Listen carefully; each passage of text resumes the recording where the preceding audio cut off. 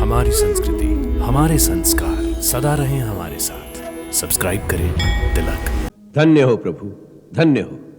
जिस नारी ने प्रपंच रचाकर रघुकुल के सुख सौभाग्य में आग लगाई, आपको माता सीता के साथ 14 वर्ष वन वन भटकाया, उसका भी मां कहकर सम्मान कर रहे हो।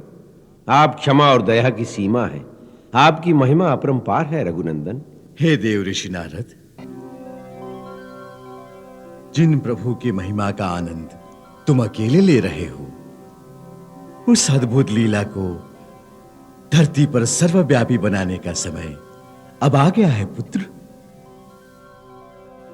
पूज्य पितृदेव, आपका पुत्र नारद आपके श्री चरणों में नमन करता है। कल्याणमस्तु तात।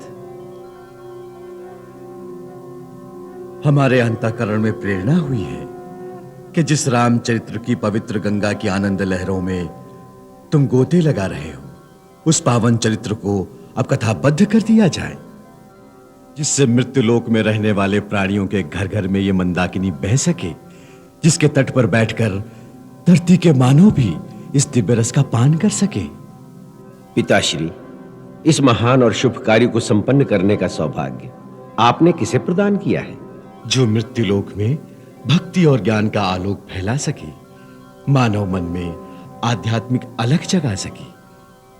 वो महामानव तो इस धरती का ही होना चाहिए, और इसके लिए एक महान अवतारी पुरुष को पहले से ही धरती पर भेजा जा चुका है वत्स। कौन है वो महामनस्वी? जो ज्ञान, योग और भक्ति की सीमा, वही रस मर्मज्ञ और वांगमय के अवतार सरस्वती पुत्र महर्षि वाल्मीकि। भगवान वाल्मीकि?